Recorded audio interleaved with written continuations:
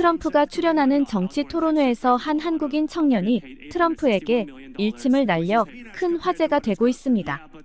트럼프는 당황한 듯 같은 말만 반복했고 그곳에 있던 청중들은 그 한국 청년에게 박수갈채를 보냈는데요. 무슨 일이 있었던 건지 오늘의 사연 들어보겠습니다. 그 전에 잠깐 구독과 좋아요는 영상 제작에 큰 힘이 됩니다.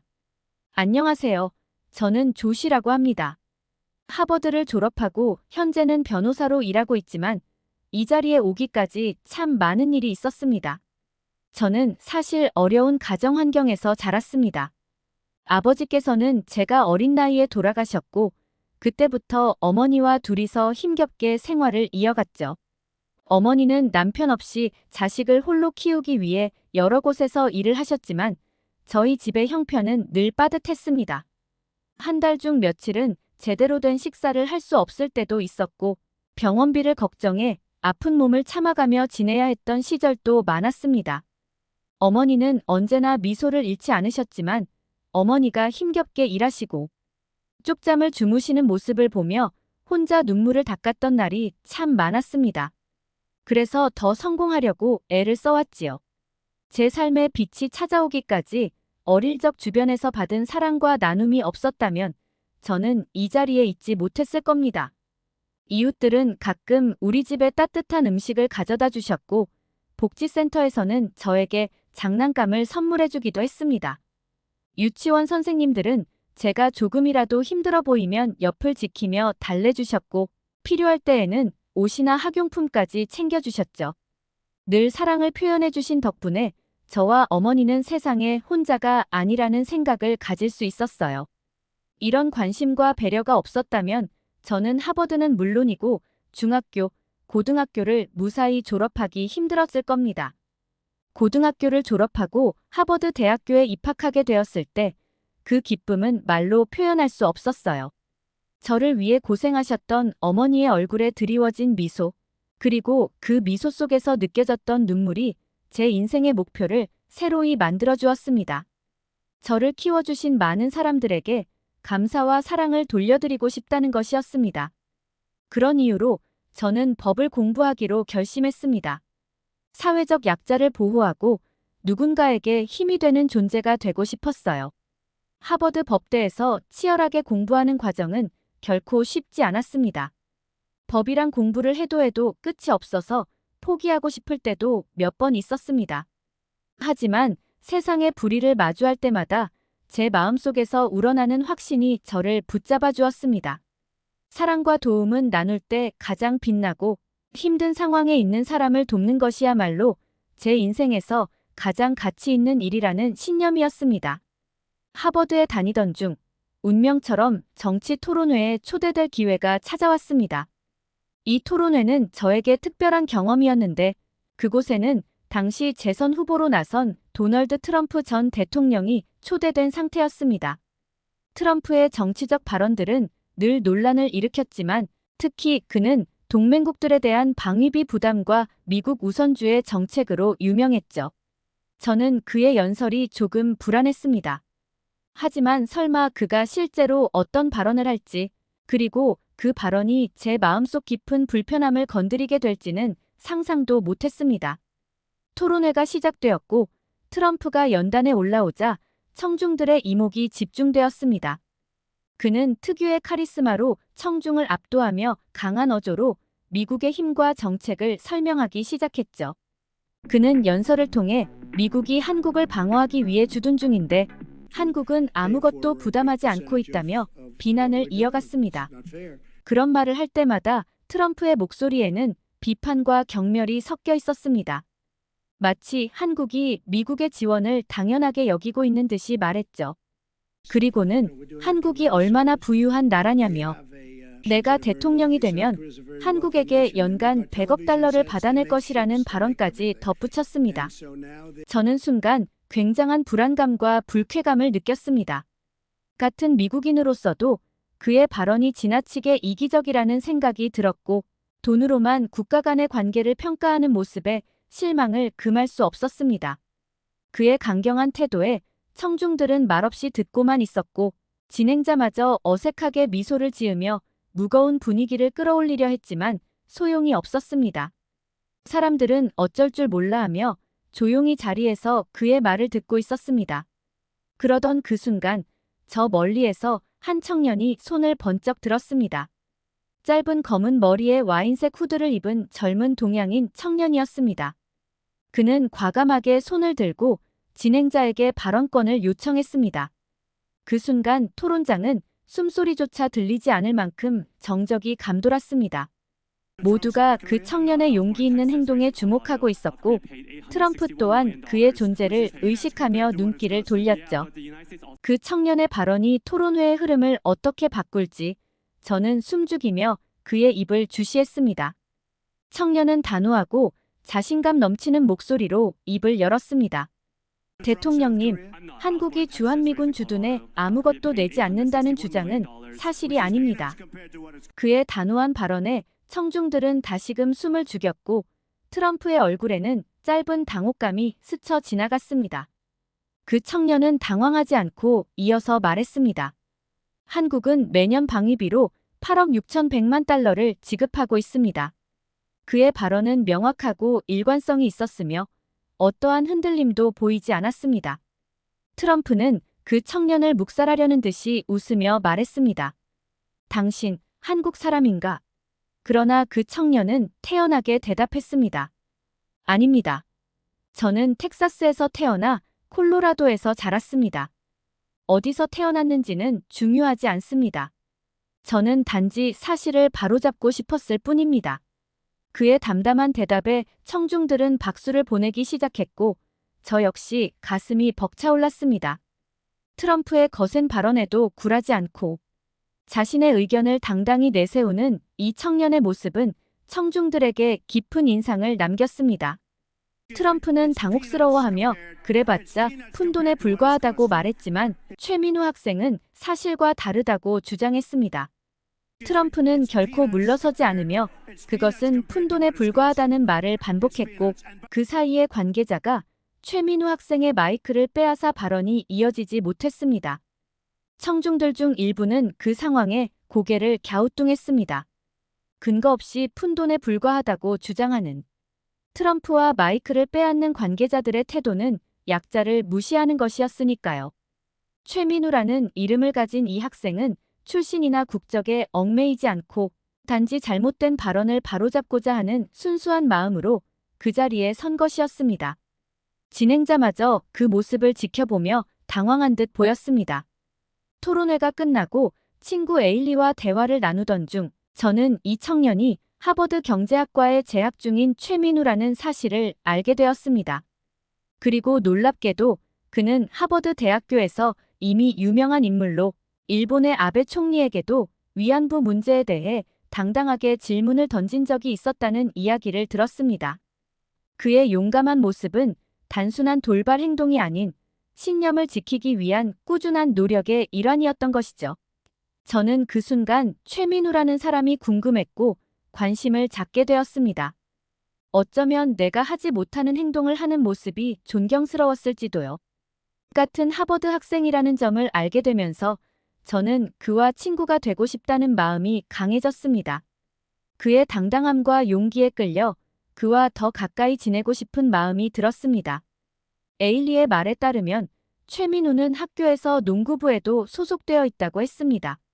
농구는 제게도 관심 있는 스포츠였기에 저도 농구부에 들어가면 그를 만날 기회가 생길 것 같았죠.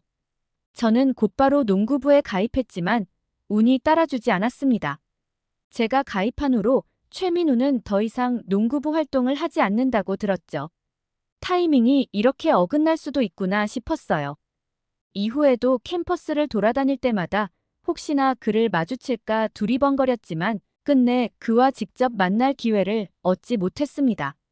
그의 당당한 모습이 제 머릿속에서 떠나질 않았고 그의 영향으로 저는 그와 그의 태생인 한국에 대한 궁금증이 커져갔습니다. 한국 사람들은 다들 저렇게 용맹한가? 한국에 가보고 싶다라는 생각을 많이 했죠. 그러던 중 우연치 않게 한국을 여행할 기회가 생겼습니다.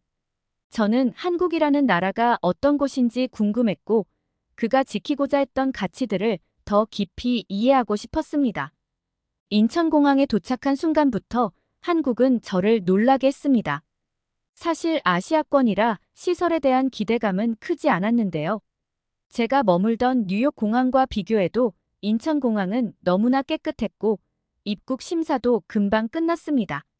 모든 것이 시스템화되어 있어 제 짐도 빠르게 나왔고 출입 절차도 매끄럽게 진행되었어요. 정말 첫날부터 편안하게 여행을 시작할 수 있었던 데다 공항에서 작은 청소 로봇이 바닥을 닦고 있는 모습이 신기해서 입을 다물 수가 없었습니다. 와, 정말 한국은 최첨단 기술을 일상 속에 잘 녹여냈구나 하고 생각하게 되었죠. 다음 날, 저는 서울의 랜드마크인 롯데월드 타워를 방문했습니다. 하늘을 찌를 듯한 타워를 보니 정말 미래 도시에 온 것 같았어요. 엘리베이터를 타고 전망대에 오르며 보게 된 서울의 전경은 말 그대로 장관이었습니다. 한참을 멍하니 야경을 보며 서 있는데 불현듯 최민우 동문의 당당한 얼굴이 떠오르더군요.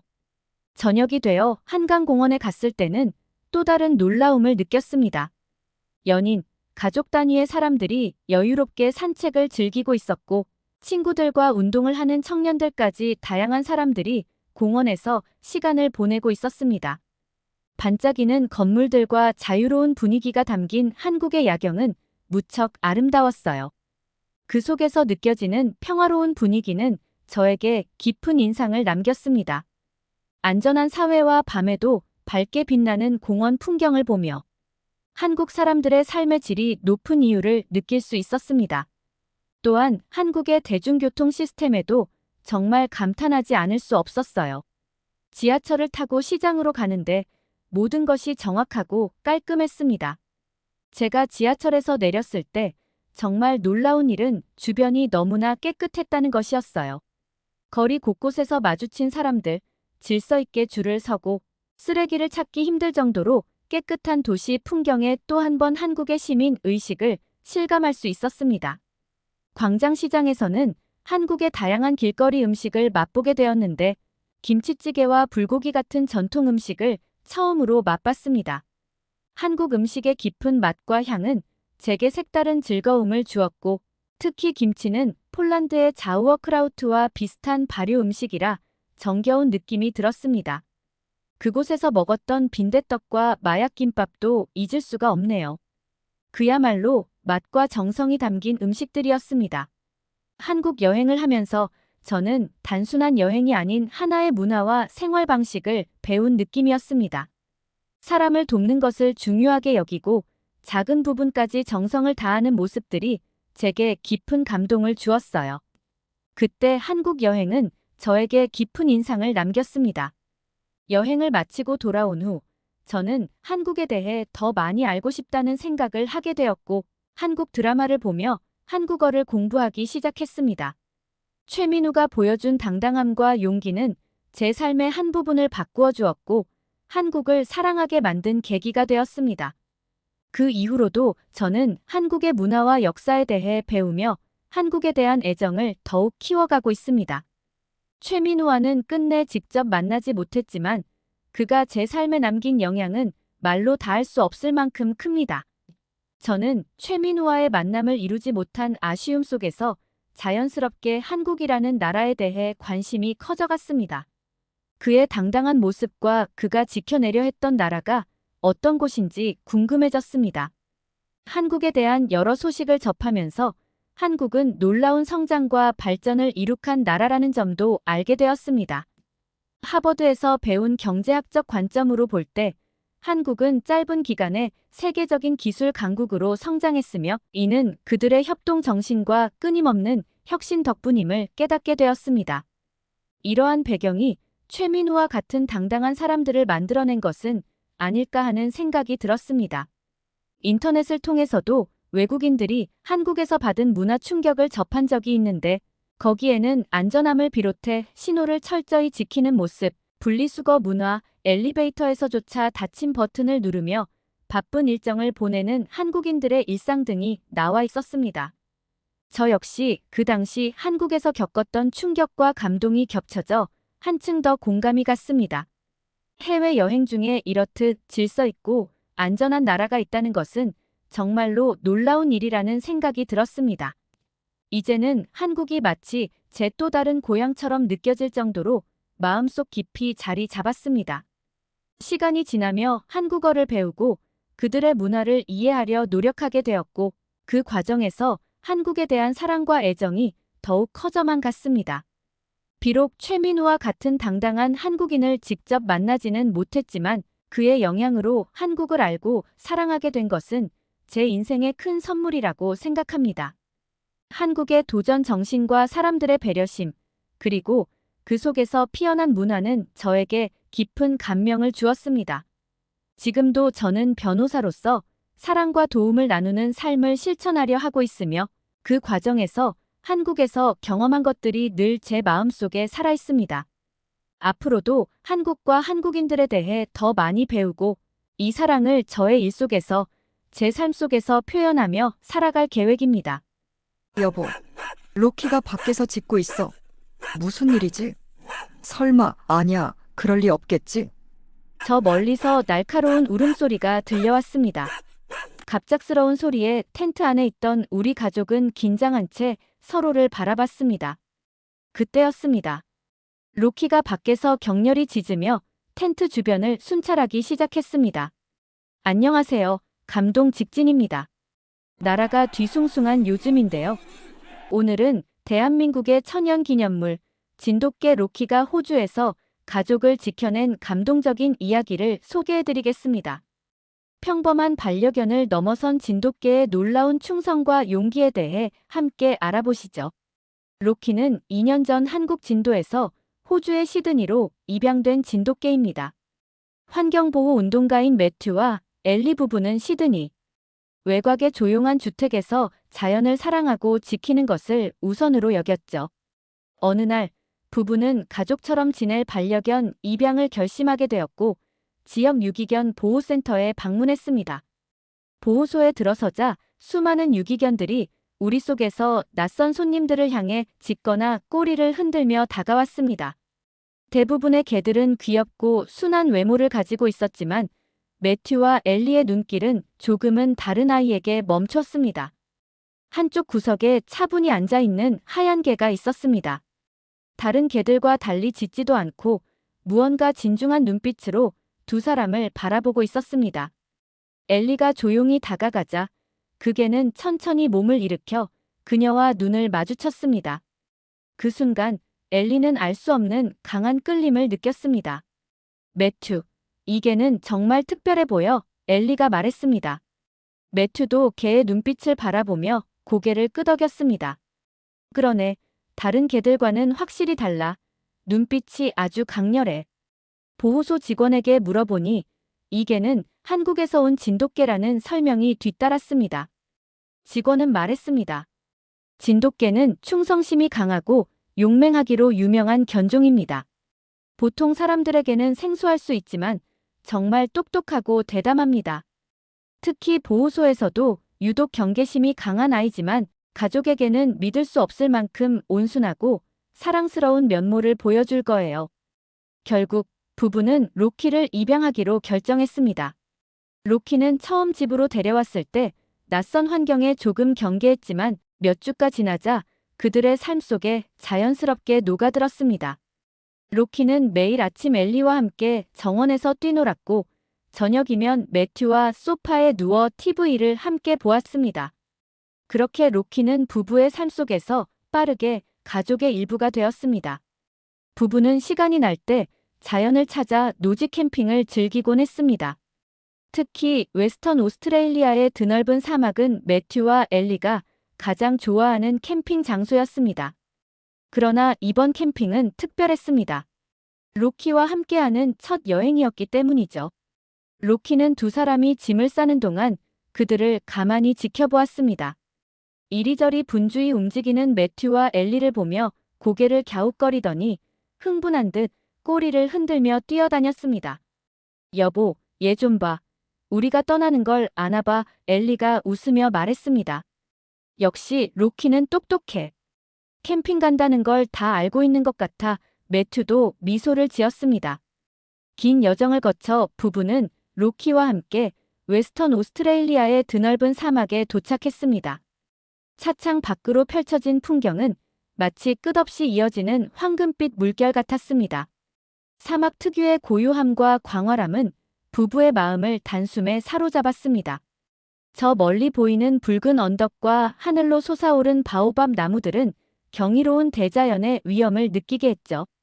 정말 아름다워. 이런 풍경은 시드니에서는 절대 볼 수 없지, 엘리가 감탄하며 말했습니다. 매튜는 미소를 지으며 대답했습니다. 맞아. 이런 곳에 올 때마다 우리가 자연을 지키는 일을 한다는 게 얼마나 가치 있는 일인지 새삼 느끼곤 해. 로키도 이 광활한 사막 풍경을 보고 흥분한 듯 보였습니다. 차에서 내리자마자 코를 벌렁거리며 주위를 탐색하기 시작했습니다. 로키는 가족을 떠나지 않고 부지런히 주변을 맴돌며 따라다녔습니다. 엘리는 로키의 모습을 보며 웃음을 터뜨렸습니다. 로키가 정말 신났나 봐. 로키는 모래를 파헤치기도 했습니다. 무언가를 찾으려는 듯한 행동이었지만 아무것도 발견하지 못하자 곧 지친 듯 따뜻한 모래 위에 주저앉았습니다. 뜨거운 모래가 몸을 데워주는지 편안한 표정을 지으며 엎드리기도 했죠. 엘리는 그 모습을 보고 미소를 지으며 매튜에게 말했습니다. 로키 마치 찜질을 하는 것처럼 보이지 않아? 매튜도 고개를 끄덕이며 대답했습니다. 하, 그러네. 로키는 완벽하게 적응을 끝낸 모양이야. 텐트가 완성된 뒤 부부는 간단히 저녁을 준비했습니다. 두 사람은 캠핑용 버너를 이용해 스튜를 끓였고 로키는 그 옆에서 앉아 음식 냄새를 맡으며 꼬리를 흔들었습니다. 로키, 너도 저녁 먹어야지. 엘리가 로키에게 간식을 주자 그는 맛있게 먹으며 행복해 보였습니다. 저녁 식사를 마친 후 부부는 텐트 앞에 놓인 캠핑 의자에 앉아 고요한 사막 풍경을 바라보았습니다. 하늘은 서서히 어둑해지며 주황빛 노을로 물들었고 사막의 밤은 고요하지만 황홀한 분위기를 자아냈습니다. 부부는 손에 든 차를 마시며 내내 대화를 나눴습니다. 어둠이 깔리기 시작하자 사막의 온도는 빠르게 떨어졌습니다. 부부는 점점 차가워지는 공기를 느끼며 서로 담요를 나눠 덮었습니다. 술 한 잔씩을 나눠 마시며 이야기를 나누던 두 사람은 이내 곧 나른해졌죠. 하지만 무슨 일인지 로키는 여전히 주변을 경계하는 태도를 보였습니다. 로키는 텐트 주변을 천천히 걸으며 무언가를 주시하듯 코를 킁킁 댔습니다. 가끔씩 고개를 들고 멀리 어둠 속을 바라보는 모습이 부부의 눈에 띄었습니다. 로키, 왜 저러는 걸까? 엘리가 물었습니다. 매튜는 로키를 쳐다보며 말했습니다. 아마도 이곳이 낯설어서 그렇지 않을까? 진돗개는 경계심이 강한 견종이라고 했잖아. 로키는 엘리와 매튜가 텐트 안으로 들어가는 동안에도 텐트 입구 근처에 앉아 주변을 살폈습니다. 부부는 시간이 지날수록 술 기운에 점점 더 나른해졌고 로키의 경계심을 대수롭지 않게 여기며 잠자리에 들었습니다. 그렇게 시간이 지나 텐트 안에는 부부의 조용한 숨소리만 들리기 시작했습니다. 로키는 여전히 텐트 입구 쪽에 엎드린 채 고개를 들어 사방을 살폈습니다. 그의 눈빛은 어둠 속에서도 빛나고 있었죠. 평화로운 듯 보이는 이 밤이 그들에게 어떤 시련을 가져다 줄지 아직 아무도 알지 못했습니다. 고요한 사막의 새벽, 로키는 여전히 깨어 있었습니다. 텐트 입구에 엎드린 채 깊은 어둠 속을 주시하던 로키는 갑자기 귀를 쫑긋 세웠습니다. 바람이 사막을 스쳐 지나가는 소리와는 분명 다른 소음이 들려왔습니다. 멀리서 들려오는 낮고 조용한 발자국 소리가 점점 가까워지고 있었습니다. 한 마리의 소리가 아니었습니다. 여럿이 움직이는 소리가 균일하지 않게 섞여 있었습니다. 로키는 몸을 낮추며 긴장한 채 소리의 방향을 향해 코를 벌렁거렸습니다. 그의 눈빛은 매섭게 빛났고 긴장감이 온몸으로 전해졌습니다. 이내 로키는 자세를 바꾸며 다리를 뻗고 몸을 낮춰 본격적인 경계 태세를 갖췄습니다. 숨소리조차 조용히 가다듬은 채 들려오는 소리에 모든 집중을 쏟아부었습니다. 스산한 시간이 천천히 흐르는 가운데 발자국 소리는 점점 더 가까워졌습니다. 사막의 어둠 속에서 보이지 않는 위협이 서서히 그들에게 다가오고 있었습니다. 이윽고 로키는 참을 수 없다는 듯 갑자기 자리에서 일어났습니다. 그리고 낮게 으르렁거리던 그는 곧 큰 소리로 거칠게 짖기 시작했습니다. 로키의 날카로운 짖음에 텐트 안에 깊이 잠들어 있던 매튜와 엘리가 단숨에 일어났습니다. 로키, 무슨 일이야? 엘리는 잠에서 깬 목소리로 말하며 몸을 일으켰습니다. 매튜도 아직 잠이 덜 깬 얼굴로 덧붙였습니다. 왜 이렇게 심하게 짖는 거지? 로키의 짖음은 평소와 달랐습니다.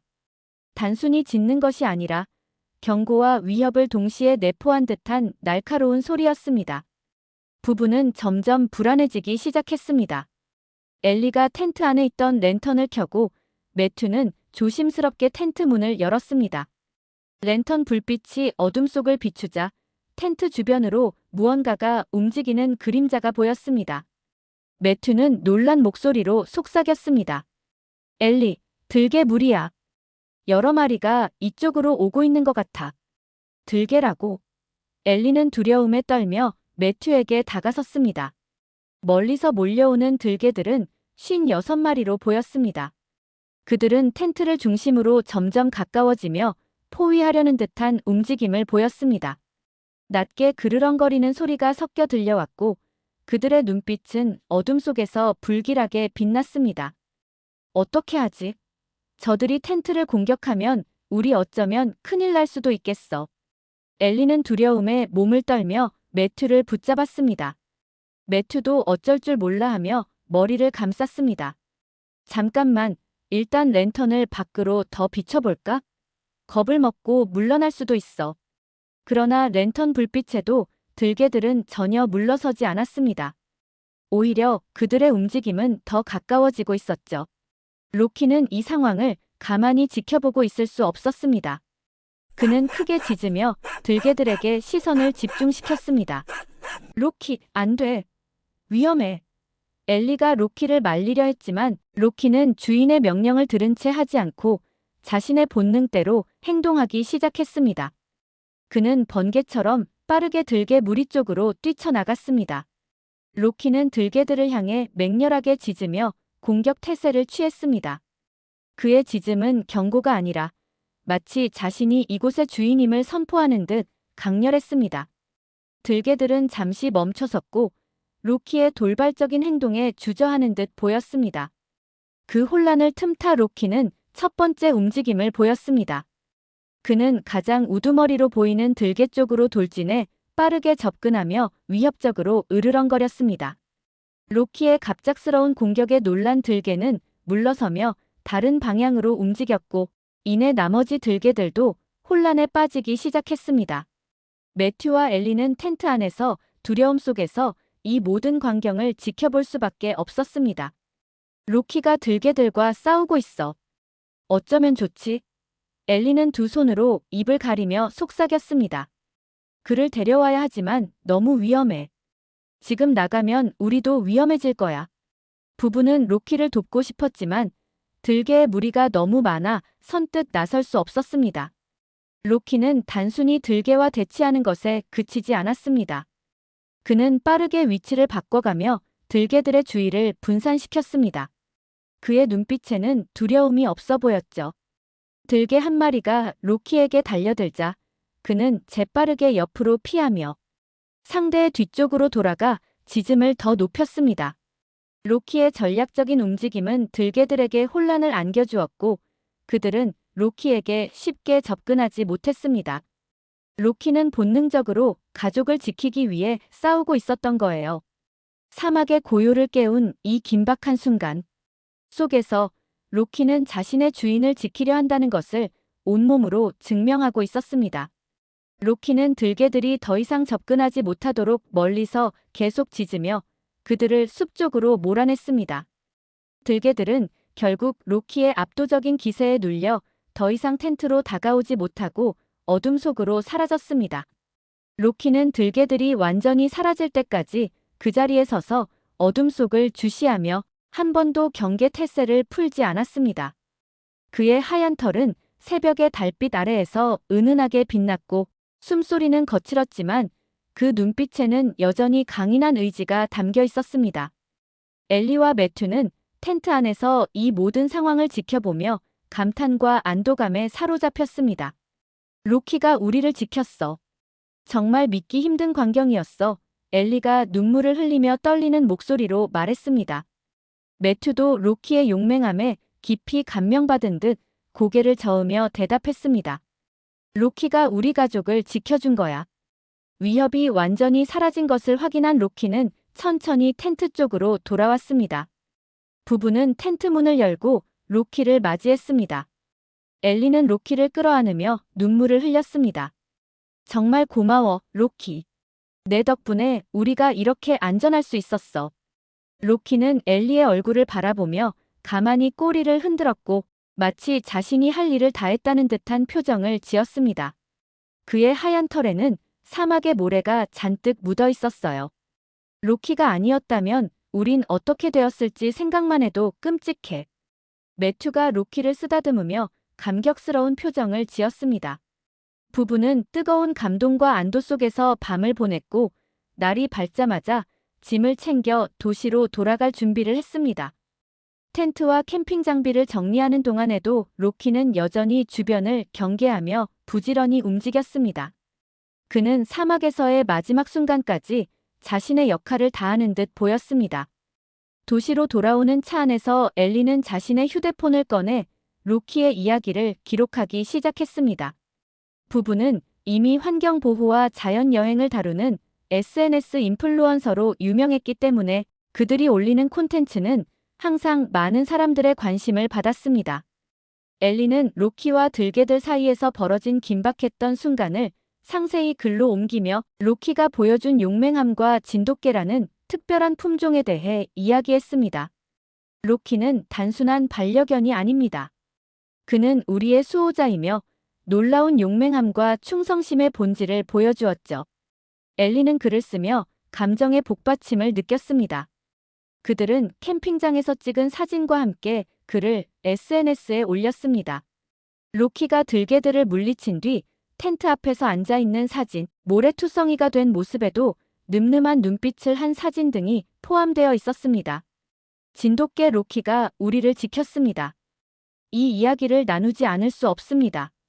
부부는 글을 마무리하며 진돗개에 대한 고마움과 감사를 덧붙였습니다. 그들이 올린 이야기는 순식간에 퍼져나갔습니다. 수많은 사람들이 로키의 용맹함에 감동하며 댓글을 남기기 시작했습니다. 이게 바로 진돗개의 본능이군요. 정말 대단합니다. 로키는 영웅이에요. 저도 진돗개에 대해 더 알아보고 싶습니다. 부부의 SNS 계정은 순식간에 새로운 팔로워들로 폭발적으로 증가했습니다. 사람들은 진돗개의 특징에 대해 궁금해하며 한국의 천연기념물로 지정된 진돗개라는 견종에 대해 묻기 시작했어요. 몇몇 사람들은 진돗개를 입양하고 싶다는 의사를 밝히며 진돗개 보호소와 관련된 정보를 물어보기도 했습니다. 진돗개가 이렇게 특별한 견종이었다니 몰랐습니다. 어디서 입양할 수 있을까요? 이 영웅 이야기에 감동했습니다. 진돗개를 키워보고 싶습니다. 한국문화원에서도 이 이야기를 공유하며 진돗개에 대한 역사와 특징을 소개하는 게시물을 올렸습니다. 로키의 이야기는 단순한 반려견의 영웅담을 넘어 진돗개와 한국 문화에 대한 관심으로 이어진 거죠. 매튜와 엘리는 놀라운 반응에 감격하며 서로를 바라보았습니다. 로키가 우리를 지킨 것만이 아니라 이렇게 전 세계 사람들에게 감동을 줄 줄은 몰랐어, 엘리가 말했습니다. 집에 돌아온 로키는 언제 그랬냐는 듯 그저 편안히 잠들어 있었습니다. 하얀 털이 햇빛을 받아 은은하게 빛났고 그의 얼굴에는 평화로운 표정이 담겨 있었습니다.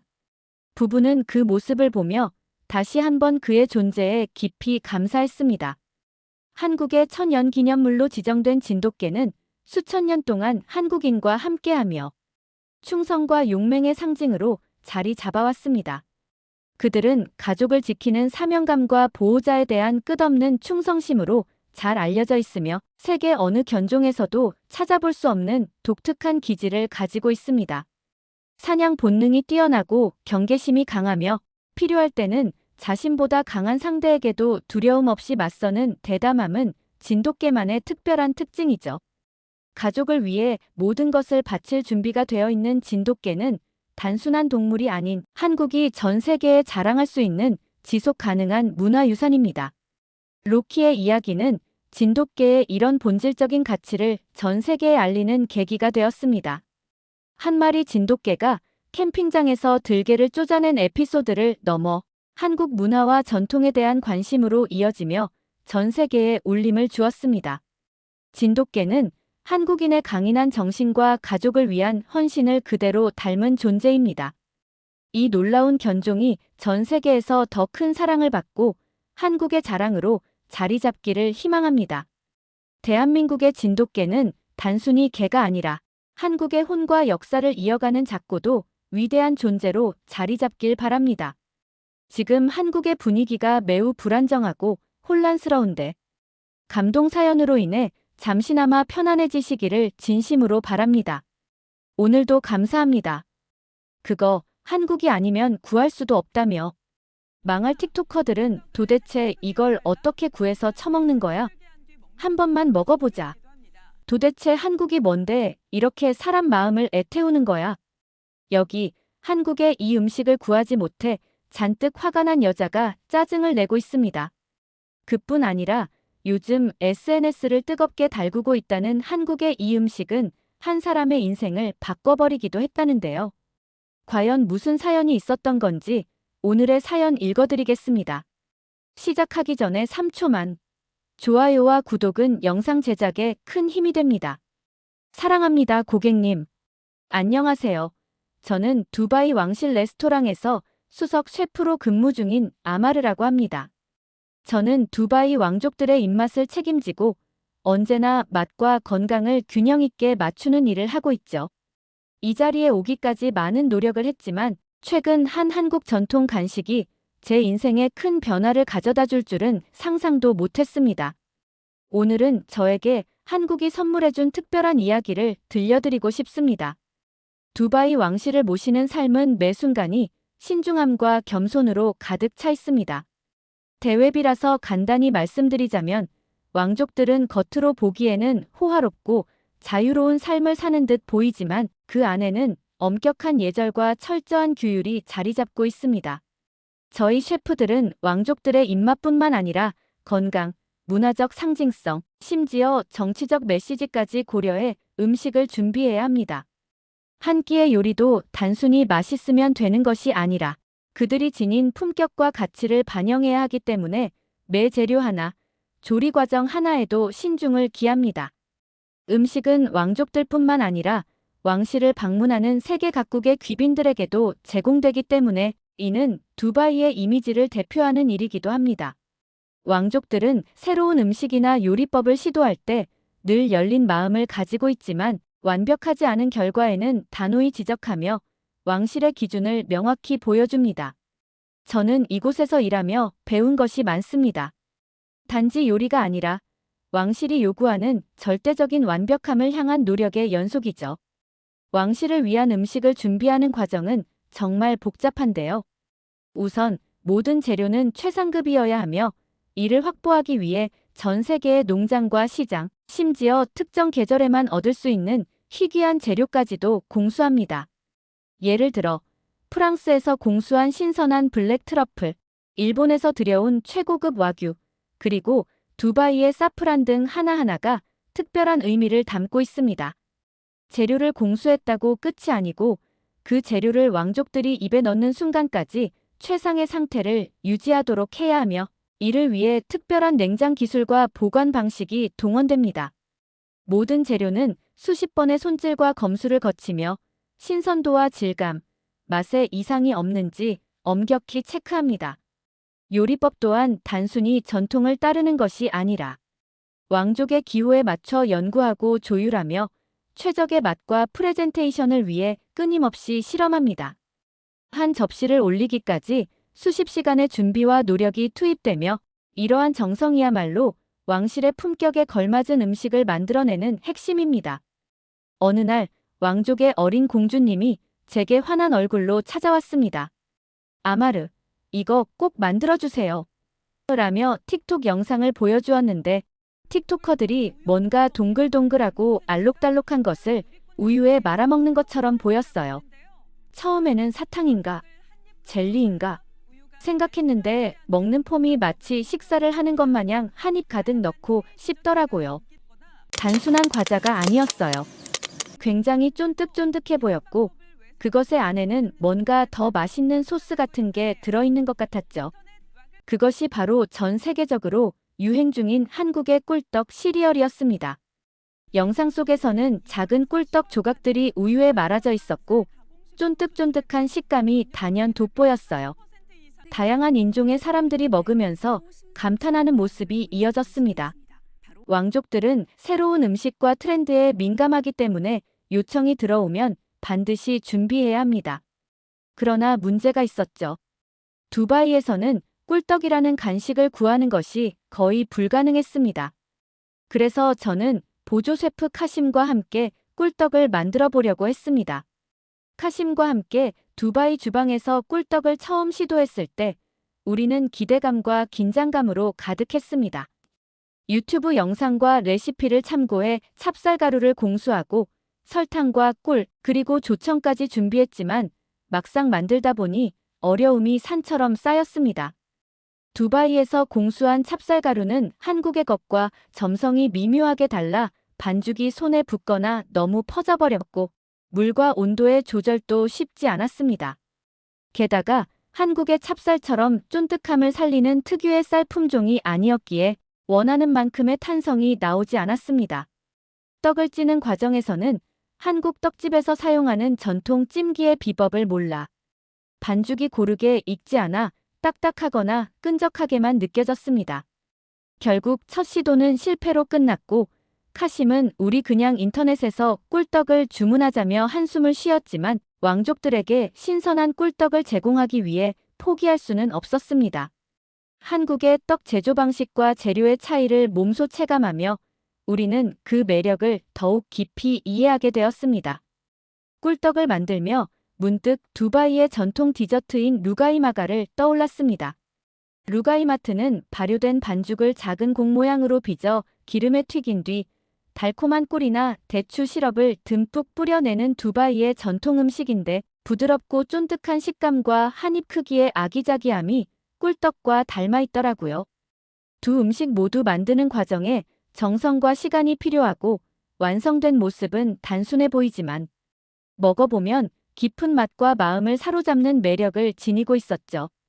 특히 가족이나 특별한 날에 함께 나누는 음식이라는 점에서 꿀떡과 루가이마트는 정서적으로도 아주 닮아 있다는 생각을 했습니다. 한국과 두바이, 이렇게 멀리 떨어진 나라에도 서로 닮은 음식이 있었구나. 저는 꿀떡에 왠지 모를 친근감을 느껴 반죽을 빚는 손길에 더욱 정성을 담았습니다. 한국의 꿀떡이 두바이의 루가이마트처럼 사람들에게 따뜻한 감동을 전할 수 있는 음식이라는 생각이 들며 마음이 뭉클해졌던 것 같아요. 그렇게 레시피를 만들며 몇 차례 실패를 맛본 그날 밤, 카심과 진지하게 고민 끝에 결심했습니다. 직접 한국으로 가서 제대로 된 꿀떡을 배우고 돌아오기로요. 그 정도로 이 미션은 제게 도전과 같았습니다.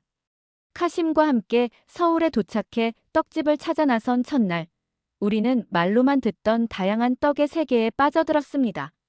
첫 번째로 들른 떡집에서 쫄깃하고 고소한 인절미를 입에 넣는 순간 부드럽게 씹히는 떡과 고소한 콩가루의 조화에 탄성이 절로 나왔습니다. 다른 떡도 맛보지 않을 수 없었죠. 쑥떡은 한입 베어 물 때마다 은은한 향긋함이 퍼져 마치 한국의 들판을 걷는 듯한 기분을 주었고 꿀떡은 달콤하지만 과하지 않아 계속 손이 갔습니다. 카심은 떡 하나로 이렇게 많은 맛을 낼 수 있다니. 게다가 너무 달지도 않아 질리지 않아. 라며 감탄했습니다. 배는 점점 불러오는데도 어느새 한입 크기로 썰린 떡. 조각을 하나씩 집어먹고 있는 자신을 발견하게 되더군요. 특히 씹을수록 입안에서 퍼지는 미묘한 단맛과 쫄깃한 식감의 밸런스는 중독적이었습니다. 여러 떡집을 돌며 맛본 떡은 모두 저마다의 개성을 가지고 있어 지루할 틈이 없었고 우리는 떡을 넘어 한국인의 정성과 섬세함을 온몸으로 느낄 수 있었습니다. 한국에서 떡이 왜 이렇게 사랑받는지 이제야 알겠어. 카심의 말을 들으며 저 역시 고개를 끄덕였습니다. 우리는 가장 맛있는 꿀떡을 찾기 위해 작은 골목길의 떡집들까지 샅샅이 뒤졌습니다. 이미 꿀떡의 위상이 전 세계에 퍼진 듯 외국인들이 꿀떡을 구매하려고 줄을 서 있었어요. 꿀떡을 발견할 때마다 그 기쁨이란 이루 말할 수 없었죠. 떡집 주인은 꿀떡이 단순한 간식이 아니라 오랜 전통과 정성이 담긴 음식이라고 설명했습니다. 꿀떡의 쫀득함은 찹쌀가루와 꿀, 그리고 일정한 온도와 습도를 유지하며 만드는 과정에서 나온다고 했죠. 우리는 총 7곳의 떡집에서 꿀떡을 구매하고 호텔에서 연구를 시작했습니다. 아마 이날 1년간 먹을 떡을 다 먹었던 것 같아요. 정말 배가 터지도록 떡을 먹었습니다. 그럼에도 저는 계속 꿀떡을 맛보며 그 식감을 재현하기 위해 카심과 함께 꿀떡 레시피를 완성하기 위한 작업에 몰두했습니다. 레시피를 찾아보는 과정에서 꿀떡의 역사에 대해서도 알게 되었는데 꿀떡이 단순히 간식이 아니라 오랜 전통과 가족의 정이 담긴 음식이라는 사실에 깊은 인상을 받았습니다. 꿀떡은 쌀가루와 찹쌀가루를 섞어 쫄깃한 반죽을 만든 후 꿀을 가미해 달콤함을 더한 것이 핵심이었죠. 역사적으로 꿀떡은 명절이나 특별한 행사에 빠지지 않는 음식으로 한국인의 따뜻한 정서와 연대를 상징한다는 것을 알게 되었습니다. 자료를 읽으며 한국의 떡 문화가 얼마나 정교하고 정성스러운지 깨닫게 되었고 저희도 그 마음가짐을 담아 꿀떡을 완성해야겠다는 다짐을 했습니다. 우리는 직접 한국에서 구입한 찹쌀가루와 꿀 등을 이용해 꿀떡을 빚어보기 시작했습니다. 반죽의 질감이 적당히 쫄깃하고 부드러워질 때까지 반죽을 치대는 데만 몇 시간을 투자했죠. 끓는 물에 떡을 익히는 과정에서도 찰기가 적절하게 유지되는지 윤기가 흐르는지 하나하나 점검하며 조심스럽게 작업했습니다. 특히 꿀을 떡 안에 스며들게 하는 비법을 찾는데 가장 오랜 시간이 걸렸습니다. 여러 차례 시행착오 끝에 마침내 꿀떡의 완벽한 레시피를 만들어냈고 완성된 꿀떡을 입에 넣는 순간 그 부드럽고 쫄깃한 식감에 우리가 찾던 바로 그 맛이라는 확신이 들었습니다. 이틀 밤을 꼬박 세워 작업한 끝에 얻은 이 성공은 단순히 요리의 완성을 넘어 한국의 전통과 정성을 깊이 이해하게 된 순간이었습니다.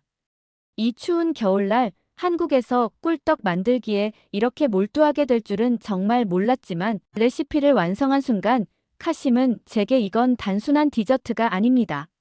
셰프, 이건 예술입니다. 라고 말하더군요.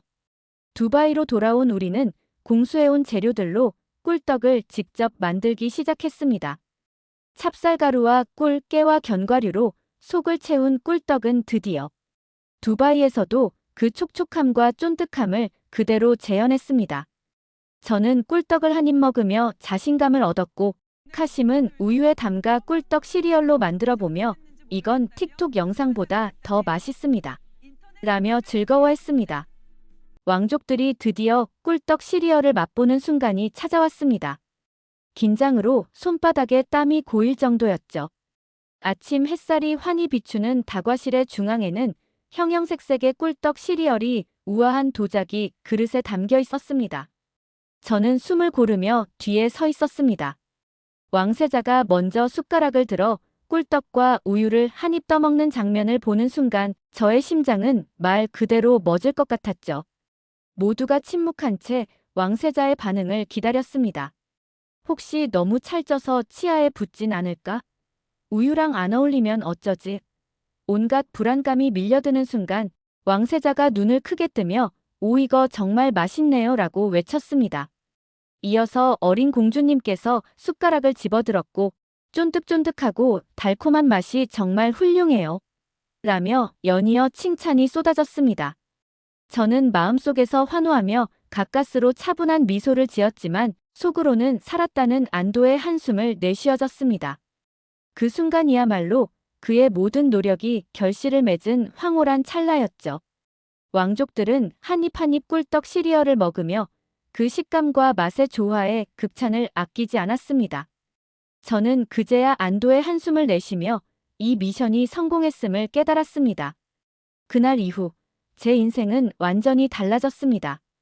꿀떡 시리얼로 왕족들의 마음을 사로잡은 후 왕궁에서는 제 이름이 계속 회자되었어요. 특히 왕세자가 저를 개인적으로 불러 아마르, 우리 딸이 꿀떡 시리얼을 이야기해서 한국까지 다녀왔다죠. 당신의 열정과 창의성은 우리 왕실에 없어선 안 될 것 같네요. 라고 말씀하셨을 때 저는 감격스러워 몸 둘 바를 몰랐습니다. 그렇게 모든 게 지나가고 며칠 후 저는 공식적으로 승진 소식을 받았어요. 왕실 주방의 총괄 책임자가 된다는 것은 단순히 직책만이 아니라 제 능력과 노력을 인정받았다는 상징이었죠. 게다가 연봉도 2배로 인상되었습니다. 숫자 이상의 의미였어요. 제가 가진 모든 열정과 노력이 마침내 결실을 맺었다는 증거였으니까요. 사실 처음에는 두려웠습니다. 낯선 문화의 음식을 재현하려고 애쓰며 한순간의 실수라도 모든 노력을 물거품으로 만들까봐 며칠 밤을 설쳤던 순간들이 떠올랐습니다. 하지만 그 모든 순간이 지금 이 자부심을 느끼기 위한 과정이었다고 생각하니 눈물이 날 것 같았습니다. 저는 더 나은 요리를 위해 나아가기로 결심했습니다. 그날 이후로 저는 한국 떡의 매력에 완전히 빠져들었습니다. 꿀떡은 단지 시작에 불과했어요. 인절미, 송편, 쑥떡, 백설기 떡 하나하나가 가진 고유의 맛과 이야기에 놀랄 수밖에 없었죠. 떡이라는 음식은 단순히 배를 채우기 위한 것이 아니라 정성과 시간이 만들어낸 예술이었습니다. 찹쌀가루를 고운 채에 곱게 내리고 한 톨의 불순물도 섞이지 않도록 세심히 다듬어내며 떡마다 다르게 비꼬찌는 과정 속에는 한 사람의 마음과 손길이 고스란히 담겨 있더군요. 특히 제가 만든 떡 중 한 가지, 인절미의 견과류와 꿀을 더한 변형 레시피는 두바이 공주의 마음을 사로잡았습니다. 아직 어린 공주는 호기심 많고 먹는 걸 좋아하는데 처음 이 떡을 맛본 날 눈을 반짝이며 제게 말했죠. 아마르, 이 떡 정말 맛있어요. 또 만들어주세요. 공주의 요청에 따라 저는 매번 새로운 아이디어로 떡을 만들어 대접했고 그녀는 먹을 때마다 행복한 미소를 지었습니다. 어느 날 공주는 떡을 한 입 베어 물고는 저를 바라보며 이렇게 말했어요. 아마르, 이런 떡을 두바이 사람들도 먹어봤으면 좋겠어요. 한국처럼 떡 공장을 만들면 우리 국민들도 행복해질 거예요. 그 말에 저도 모르게 웃음이 나왔습니다. 어린 공주의 순수한 바람에 제 마음은 한층 더 따뜻해졌죠. 저는 떡을 만들 때마다 한국에서 느꼈던 정성과 따뜻함을 담으려 노력했고 공주의 즐거운 반응은 제게 더 큰 자부심과 보람을 느끼게 했습니다. 그녀의 순수한 감동을 통해 음식이 사람들에게 얼마나 큰 기쁨을 줄 수 있는지 다시 한번 깨달았습니다. 또 송편을 만들 때 손끝으로 빚어진 그 둥근 곡선은 보름달처럼 풍요롭고 따뜻한 마음을 담아 가족들과 나누는 상징이라니 얼마나 아름답습니까? 한국 사람들이 떡을 만들며 나누는 대화와 웃음 속에서 이어진다는 사실은 더욱 특별했습니다. 떡은 단순한 음식이 아니라 수백 년 동안 한국인들의 손끝에서 이어져 온 삶의 역사와 문화였습니다. 그 정성 어린 준비와 맛에 감탄하지 않을 수 없었죠. 지금은 그 매력을 두바이의 왕족들에게도 널리 알리며 떡이라는 음식이 단지 한 나라의 전통 음식이 아니라 전 세계 누구나 사랑할 수 있는 행복의 매개체라는 것을 증명하고 싶습니다. 한국 떡의 맛과 정성, 그리고 따뜻함은 제게 큰 영감을 주었고 앞으로도 더 깊이 배우고 싶습니다. 한국이라는 나라의 음식 문화에 감사함을 느끼며 그 맛을 세계에 알릴 수 있다는 사실에 큰 자부심을 갖고 있습니다. 한국 떡은 두바이 왕실 다과상의 대표 메뉴가 되었고 왕족들의 입맛을 사로잡았습니다. 저는 이번 경험을 통해 한국 음식이 가진 깊이와 그 음식이 전하는 감동을 알게 되었습니다. 특히 꿀떡을 만들기 위해 들인 정성과 노력이 단순히 요리 이상의 가치를 지닌다는 점을 깨달았죠. 지금도 저는 한국 떡을 연구하며 두바이의 왕실 레스토랑에서 새로운 메뉴를 개발 중입니다. 한국의 꿀떡이 제게 준 깨달음과 영감은 앞으로도 제 요리 철학에 큰 영향을 미칠 것입니다. 이 이야기를 통해 한국 음식의 매력을 많은 분들에게 알리고 싶습니다. 한국은 제게 정말 큰 선물 같은 나라예요. 제 이야기를 들어주셔서 감사합니다.